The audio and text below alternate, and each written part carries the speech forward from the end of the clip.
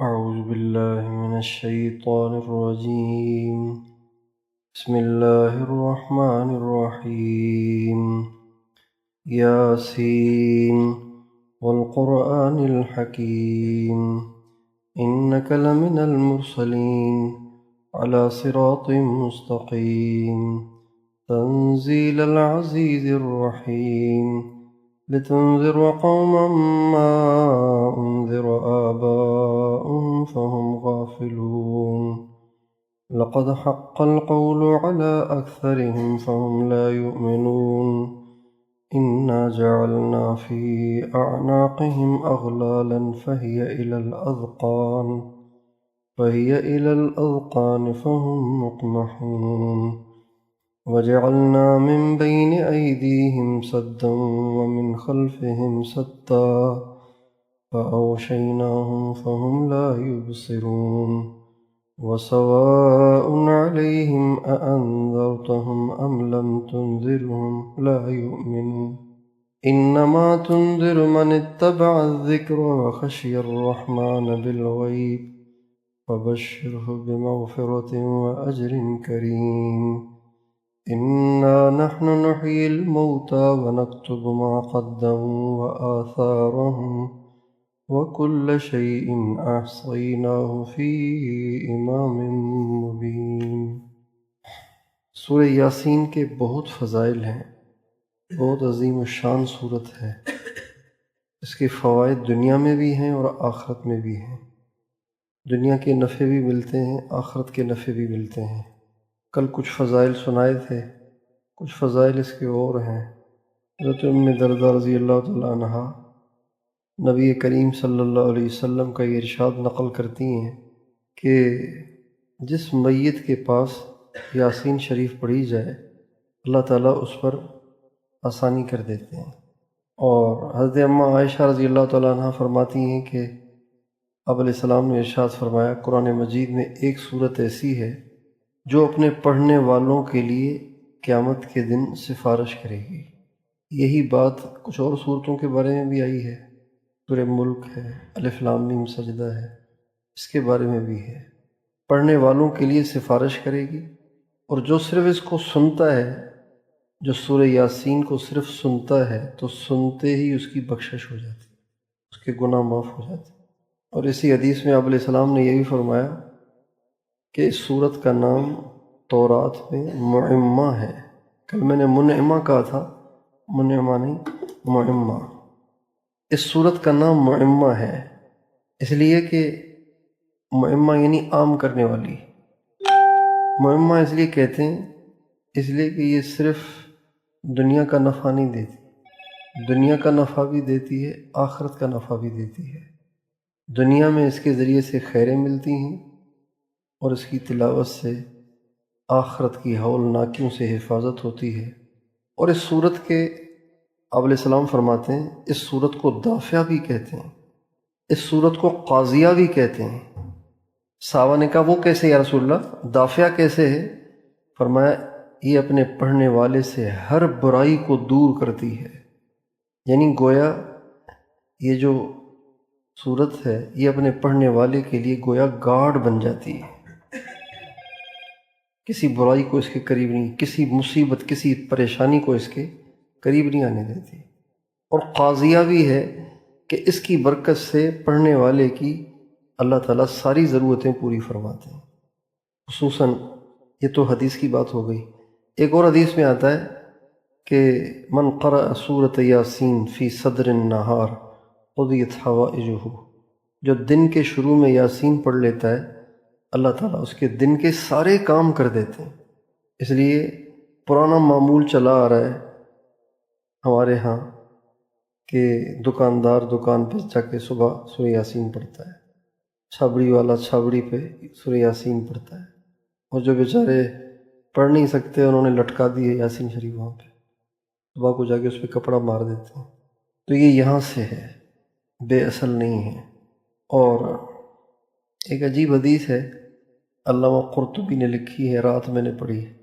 آپ علیہ السلام فرماتے ہیں کہ جو یاسین شریف پڑھتا ہے اس کو 20 حجوں کا ثواب ملتا ہے، اور جو سنتا ہے نا، صرف سنتا ہے تو اس کو 1000 دینار صدقہ کرنے کا ثواب ملتا ہے، اور جو اس کو لکھے اور اس کو پی لے، جو اس کو لکھے اور پیے، تو اس کی برکت سے اس کے پیٹ میں 1000 دوائیاں گویا داخل ہو گئیں۔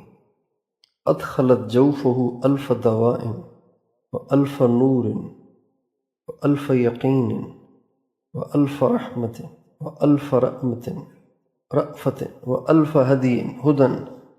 جس نے اس کو لکھا اور پیا تو اس کے پیٹ میں 1000 دوائیاں چلی گئیں، 1000 نور چلے گئے، 1000 یقین چلے گئے، 1000 رحمتیں چلی گئیں، 1000 محبتیں چلی گئیں، 1000 ہدایتیں چلی گئیں، اور اس سے ہر بیماری کو نکال دیا جاتا ہے۔ امام قرطبی نے لکھی ہے،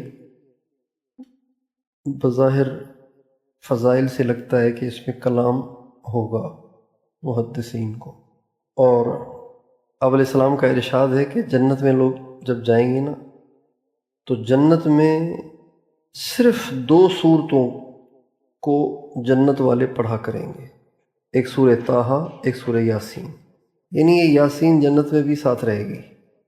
اور یحییٰ بن ابی کثیر محدث ہیں، وہ فرماتے ہیں کہ جو اس کو رات کو پڑھ لیتا ہے صبح تک مزے میں رہتا ہے، لم یزل فی فرح حتی یصبح، صبح تک مزے میں رہتا ہے، سکون، خوشی، آسانی، عافیت، مزے میں رہتا ہے۔ اور جو دن کو پڑھ لیتا ہے شام تک مزے میں رہتا ہے۔ ابن عطیہ کہتے ہیں ہم نے یہ بات سنی تھی، پھر ہم نے اس کا تجربہ کیا تو واقعی ایسے ہی ہے۔ تجربے سے یہ اس بات کی تصدیق ہوئی ہے کہ واقعی جو رات کو یاسین پڑھ لے ساری رات سکون کی، جو صبح کو پڑھ لے سارا دن سکون کا گزرتا ہے۔ امام ابو جعفر، بظاہر اس سے مراد حضرت امام محمد باقر ہیں، یعنی حضرت امام حسین کے پوتے۔ وہ فرماتے ہیں کہ جو آدمی اپنے دل میں سختی محسوس کرے نا، جیسے دل پہ زنگ لگ گیا ہے، وہ سخت ہو گیا ہے، رونا نہیں آتا، دل سخت ہو گیا ہے، کسی پہ رحم نہیں آتا، کسی نیکی میں دل نہیں لگتا، سخت ہو گیا ہے دل، اس کو چاہیے کہ زعفران کی سیاہی سے کسی پلیٹ پہ، کسی تشتری پہ یاسین شریف کو لکھے اور اس کو پی لے، تو پیتے ہی اس کے دل کی جو قساوت ہے، جو سختی ہے، جو سیاہی ہے، اللہ تعالیٰ اس کو دور کر دیں گے۔ یہ بھی امام قرطبی نے لکھا ہے۔ اور آپ علیہ السلام کا ارشاد ہے جو آدمی کسی قبرستان میں داخل ہو اور سورہ یاسین شریف پڑھے تو اللہ تعالیٰ پورے قبرستان میں دفن شدہ مردوں سے اس دن عذاب کو ہلکا کر دیں گے۔ ہمارے حضرت شیخ الاسلام مفتی محمد تقی عثمانی صاحب کے دادا کا نام بھی یاسین تھا، مولانا یاسین صاحب۔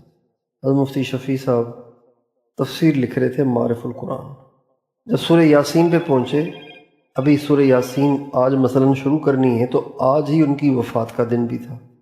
لکھتے ہیں کہ عجب اتفاق ہے کہ آج میرے والد صاحب مولانا یاسین صاحب کے انتقال کی تاریخ بھی ہے، اور آج میں یاسین شریف کی تفسیر بھی شروع کرنے لگا ہوں۔ تو یہ دونوں باتیں جمع ہو گئی ہیں تو آج مجھے والد کی بہت یاد آ رہی ہے۔ پھر لکھتے ہیں کہ پڑھنے والوں سے درخواست ہے کہ جب یہاں پہنچیں تو میرے لیے، میرے والد کے لیے بخشش کی دعا کر دیں، اور اگر کوئی ہمت کر کے یاسین پڑھ کے ہمیں بخش دے تو اس کی مہربانی ہوگی۔ اور حضرت ابوبکر صدیق رضی اللہ عنہ سے روایت ہے کہ نبی کریم صلی اللہ علیہ وسلم نے ارشاد فرمایا جو آدمی جمعے کے دن اپنے ماں باپ کی قبر کی زیارت کرے، اگر دونوں چلے گئے ہیں تو دونوں کی قبر کی، ایک چلا گیا ہے تو ان میں سے اسی کی جو دنیا سے چلے گئے ہیں ان کی قبر کی زیارت کرے جمعے کے دن، اور ہر جمعے کو، اور پھر وہاں سورہ یاسین پڑھے، تو جتنے سورہ یاسین کے حروف ہیں اللہ تعالیٰ اتنے اس کے گناہ معاف کر دے گا۔ اور ایک حدیث میں یوں آتا ہے کہ جو آدمی جمعے کی رات کو سورہ یاسین پڑھے، صبح کو جب اٹھے گا تو بخشا بخشایا ہوگا۔ جمعے کی رات کو یاسین شریف پڑھے صبح کو جب اٹھے گا تو بخشا بخشایا ہوگا۔ اور آپ علیہ السلام کی ایک یہ بھی حدیث ہے کہ قرآن پاک میں ایک سورت ہے جس کا نام عزیزہ ہے۔ ایک تو ہو گیا معمہ، ایک ہو گیا دافعہ، ایک ہو گیا قاضیہ، ایک نام اس کا عزیزہ بھی ہے۔ کل قیامت کے دن جو یاسین شریف خوب پڑھنے والے ہوں گے ان کو شریف کے لقب سے پکارا جائے گا۔ بھئی شریف لوگ کہاں ہیں؟ اس سے مراد شریف خاندان نہیں، اس سے مراد ہوگا یاسین پڑھنے والے۔ اور پھر یہ سورت اپنے پڑھنے والے کے لیے سفارش کرے گی۔ کتنے لوگوں کے لیے سفارش کرے گی؟ آپ علیہ السلام فرماتے ہیں قبیلے مضر اور قبیلے ربیہ، یہ بہت بڑے قبیلے ہیں، قبیلے نہیں ہیں، یہ قومیں ہیں پوری۔ ہمارے نبی مضر سے ہیں اور جو دوسری جو قوم ہے وہ ربیہ ہے۔ مضر اور لاکھوں آدمی ہیں ایک ایک قبیلے میں، اور اب تو اربوں خربوں ہو گئے ہوں گے۔ مضر اور ربیہ، آپ علیہ السلام فرماتے ہیں مضر اور ربیہ کے جتنے لوگ ہیں نا، اس سے زیادہ کی تعداد کے لیے سورہ یاسین قیامت کے دن سفارش کرے گی، اور اللہ تعالیٰ اس کی سفارش کو قبول بھی کریں گے، چونکہ قرآن کی سفارش تو رد نہیں ہوگی۔ حضرت عمار بن یاسر رضی اللہ تعالیٰ عنہ جب جمعہ پڑھاتے تھے کبھی تو جمعے کے خطبے میں سورہ یاسین پڑھا کرتے تھے۔ اور آپ علیہ السلام کے بارے میں بھی روایت میں آتا ہے کہ آپ علیہ السلام 5 دفعہ فجر کی نماز میں سورہ یاسین کی تلاوت فرماتے تھے۔ اور ایک حدیث میں یہ بھی آتا ہے کہ جب اللہ تعالیٰ جنت میں اپنے دیدار کے لیے بلائیں گے تو داؤد علیہ السلام زبور سنائیں گے جس سے جنت والوں پہ وجد آ جائے گا، اس لیے کہ ان کی آواز اللہ نے عجیب بنائی تھی۔ اور پھر اس کے بعد نبی کریم صلی اللہ علیہ وسلم کو بلایا جائے گا اور آپ علیہ السلام سارے جنت والوں کو سورہ یاسین پڑھ کے سنائیں گے، کتنا مزہ آئے گا۔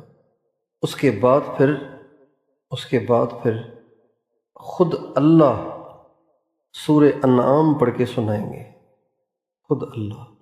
نبی کریم صلی اللہ علیہ وسلم اپنے گھر میں تھے، دار الندوہ میں کفار نے جمع ہو کے مشورہ کیا کہ کیا کرنا چاہیے، تو شیطان ایک بوڑھے کی شکل میں وہ بھی وہاں آ گیا۔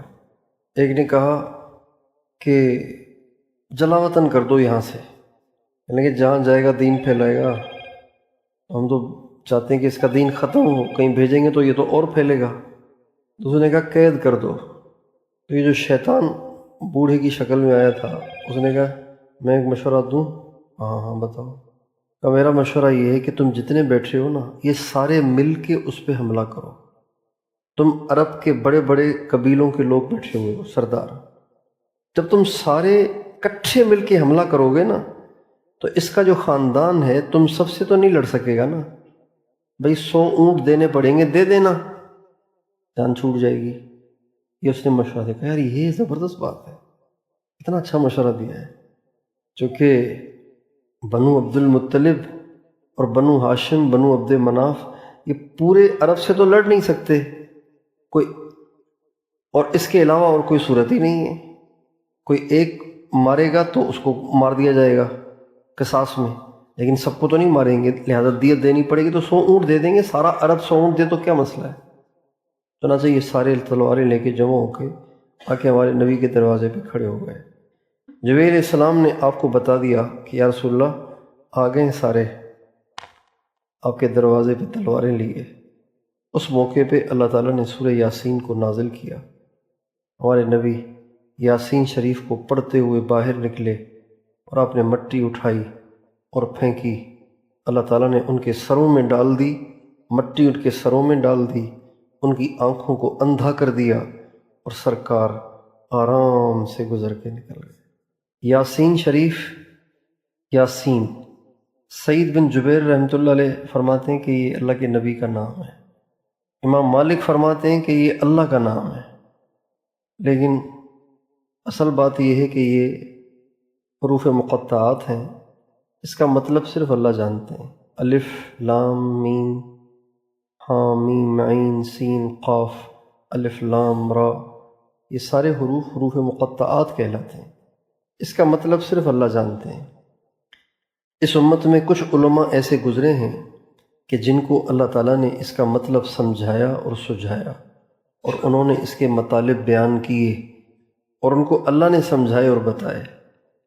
واقعی جمہور علماء نے اس کا مطلب نہیں بتایا، اور اس کا مطلب بتانے والے علماء اکابر مفسرین میں ایک نام ہمارے حالہ کے حضرت مخدوم سرور نور رحمۃ اللہ علیہ ہیں، جن کو حروف مقطعات کا علم دیا گیا، اور وہ حروف مقطعات کا علم سناتے تھے اور بیان فرماتے تھے۔ اور ان کے 60 سال کے بعد پھر حضرت امام ربانی مجدد الف ثانی رحمۃ اللہ علیہ دنیا میں تشریف لائے، اور اللہ تعالیٰ نے ان کو بھی حروف مقطعات کا علم عطا فرمایا، اور انہوں نے بھی اس کو بیان فرمایا۔ یاسین، اگر یہ ہمارے نبی کا نام ہے اور بظاہر نام ہے، تو اس میں آپ علیہ السلام کو مخاطب کیا گیا ہے، لقب سے یاد کیا گیا ہے، صفاتی نام سے یاد کیا گیا ہے، اور کہا گیا ہے اے میرے نبی یاسین، حکمتوں سے بھرے قرآن کی قسم، میں اس بات کی گواہی دیتا ہوں کہ آپ رسول ہیں۔ یہ نہیں مانتے تو دفع ہوں، ان کے نہ ماننے سے کیا ہوتا ہے؟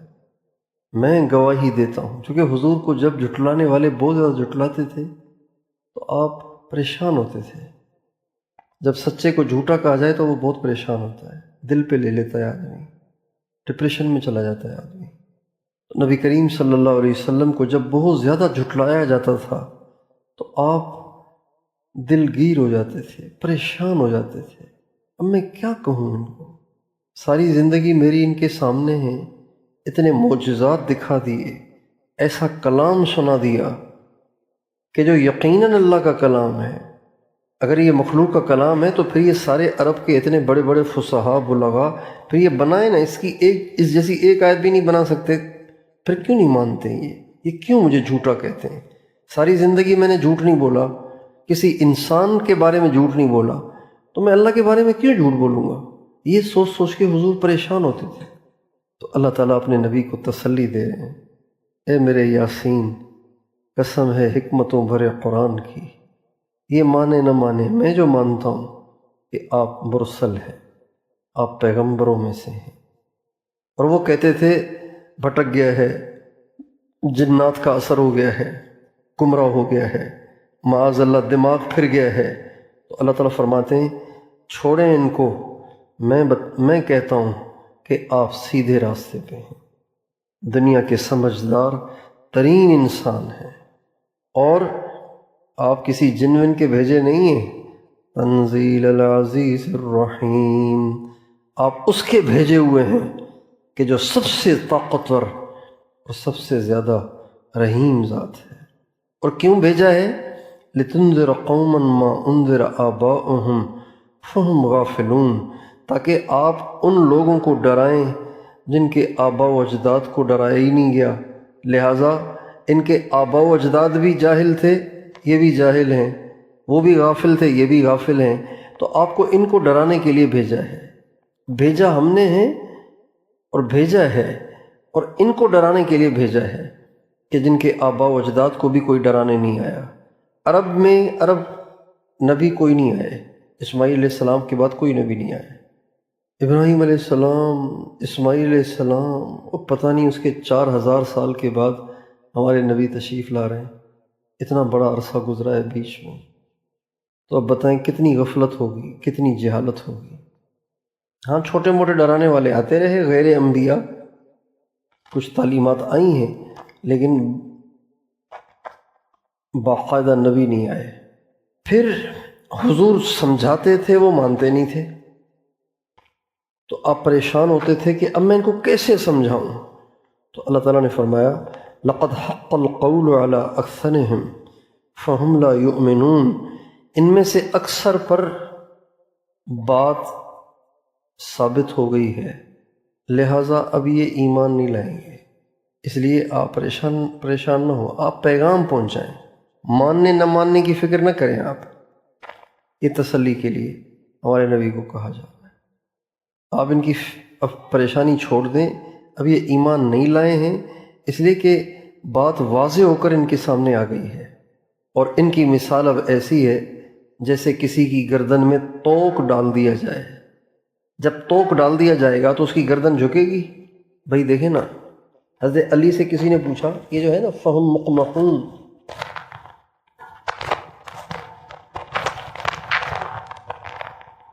یہ جو فہم مقمحون ہے اس کا کیا مطلب؟ حضرت علی نے یوں کیا، اپنی گردن پہ دونوں پنجے یوں دونوں ہاتھ ڈال دیے اور اپنی ٹھوڑی کو اوپر کی طرف کھینچ دیا اور سر چلا گیا اوپر۔ فرمایا اب نیچے جھک کے دیکھ سکتے ہو؟ کہا نہیں۔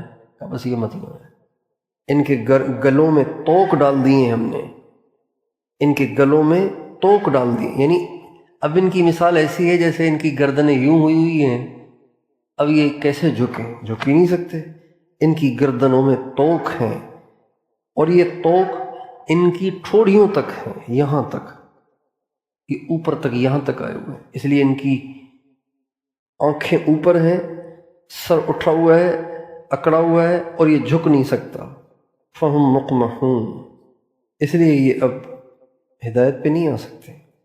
وجعلنا من بین ایدیہم سدا، ان کے سامنے بھی دیوار ہے، ان کے پیچھے بھی دیوار ہے، فاغشیناہم، چاروں طرف سے یہ ڈھکے ہوئے ہیں، چاروں طرف سے باؤنڈری ہے، اب کیسے دیکھیں گے یہ؟ اب ان کو نظر نہیں آئے گا، گمراہی کی دیواروں میں یہ محصور ہو گئے ہیں، اس لیے اب ان کو آپ کی بات سمجھ میں نہیں آئے گی۔ وَسَوَاءٌ عَلَيْهِمْ أَأَنذَرْتَهُمْ أَمْ لَمْ تُنذِرْهُمْ لَا يُؤْمِنُونَ، آپ ڈرائیں نہ ڈرائیں، انہوں نے ایمان نہیں لانا۔ اللہ کو تو پھر مستقبل کا بھی پتہ ہے نا، جیسے ہمیں ماضی کا پتہ ہے اگر وہ یاد ہے تو اللہ وہ ذات ہے جس کو مستقبل کا بھی پتہ ہے کہ کیا ہونا ہے۔ تو اللہ تعالیٰ فرماتے ہیں اب ان کو ڈرائیں نہ ڈرائیں، انہوں نے سیدھا ہونا ہی نہیں، یہ ہیں ٹیڑے لوگ ہیں یہ۔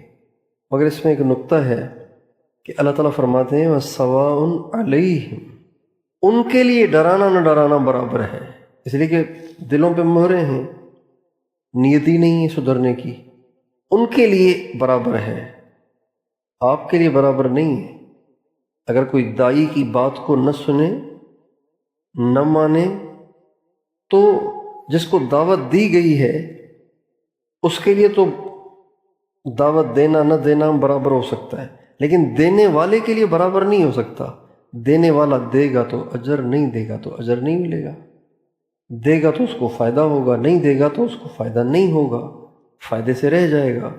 اس لیے دعوت دینا نہ دینا، اگر اگلا محروم ہے، شقی ہے، بدبخت ہے تو اس کے لیے تو برابر ہو جائے گا، لیکن دعوت دینے والے کے لیے برابر نہیں ہے۔ دعوت دینے والے کو تو فائدہ ہی فائدہ ہے، نفع ہی نفع ہے۔ جتنی دعوت دیتا ہے انسان اتنا اس کا جذبہ بنتا ہے، اتنا اس کا یقین بنتا ہے، اتنا اس کے دل میں ایمانی کیفیات پیدا ہوتی ہیں جتنا وہ دعوت دیتا ہے۔ آگے فرماتے ہیں انما تنذر من اتبع الذکر وخشی الرحمن بالغیب فبشرہ بمغفرۃ واجر کریم۔ اے نبی، آپ تو صرف اسی کو ڈرا سکتے ہیں جس نے نصیحت کو قبول کرنا ہو، اور جو رحمان سے بن دیکھے ڈرتا ہو اسی کو آپ سمجھا سکتے ہیں۔ جس میں یہ صفات نہیں ہیں، جس نے ماننی ہی نہیں ہے، اس کو ڈرانے کا فائدہ بھی نہیں ہے۔ لہٰذا جو ماننے والے ہیں، رحمان سے ڈرنے والے ہیں، انہی کو آپ کے ڈرانے کا فائدہ ہوگا۔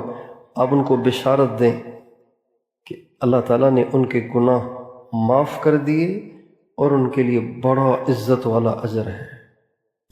کیونکہ مخاطب کفار تھے، اور کفار کو جو تکلیف تھی، جو بات سمجھ میں نہیں آتی تھی اور جو ان کو ہضم نہیں ہوتی تھی، وہ یہ تھی کہ مرنے کے بعد کیسے زندہ ہوں گے۔ تو اللہ تعالیٰ فرماتے ہیں ہم زندہ کریں گے مردوں کو، کسی انسان کی بات تو نہیں ہے، ہم کریں گے، تو جب ہم کریں گے تو پھر ہم کیوں نہیں کر سکتے؟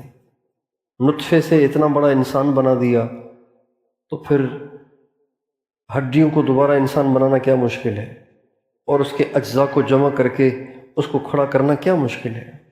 ہم مردوں کو زندہ کریں گے، اور انسان جو دنیا میں اعمال کرتے ہیں اور آگے بھیجتے ہیں، ہم وہ سب لکھتے ہیں، اعمال بھی لکھتے ہیں اور اس کے اثرات اور نتائج بھی لکھتے ہیں۔ ایک انسان کوئی اچھا عمل کرتا ہے، اس کے بڑے اچھے اثرات نکلتے ہیں، تو عمل بھی لکھا گیا، اس کے اثرات بھی لکھے جاتے ہیں، اس کا اجر ملے گا۔ آپ علیہ السلام کا ارشاد ہے، من سن سنتا حسنتا فلہ اجرہا واجر من عمل بہا من بعدہ۔ جو آدمی کوئی اچھا کام کرتا ہے اور پھر اس کو دیکھا دیکھی دوسرے کرتے ہیں، تو جتنے کرتے رہیں گے ان سب کا اجر اس کو ملے گا۔ مولانا الیاس صاحب نے جو محنت کی وہ بھی لکھی گئی، اور اس محنت کے بعد جو کچھ ہوا اور ہو رہا ہے اور ہوگا یہ بھی لکھا جا رہا ہے۔ اور سب سے پہلے جس نے یہ برائیاں ایجاد کی، سب سے پہلے جس نے ٹی وی بنایا، سب سے پہلے جس نے موبائلوں میں میوزک والی ٹونیں فیڈ کی، اور سب سے پہلے جس نے فلمیں اپلوڈ کی، اور سب سے پہلے جس نے برائی کو عام کیا، کسی بھی برائی کو چالو کیا، قیامت تک جتنے کرتے رہیں گے تو یہ برائی بھی لکھی گئی، اس کے اثرات بھی لکھے گئے۔ وَكُلَّ شَيْءٍ أَحْصَيْنَاهُ فِي إِمَامٍ مُبِينٍ، ہم نے سب چیزوں کو، احصاء کہتے ہیں کسی چیز کو ایسے شمار کرنا کہ کوئی چیز اس سے باہر نہ نکلے، ساری چیزوں کو ہم نے گن کے جمع کر دیا ہے ایک واضح کتاب میں، یعنی لوح محفوظ میں۔ یہ چیزیں ناممکن نہیں، اس لیے کہ اس کے کرنے والے ہم ہیں، اور اللہ سب کچھ کر سکتا ہے، لہٰذا شک کرنے کی گنجائش ہی نہیں۔ پتہ نہیں تمہیں کیوں نہیں سمجھ آتی؟ اللہ تعالیٰ کفار سے کہتے ہیں، جب ہم کہہ رہے ہیں کہ ہم کریں گے تو پھر تمہیں کیوں نہیں سمجھ آتی؟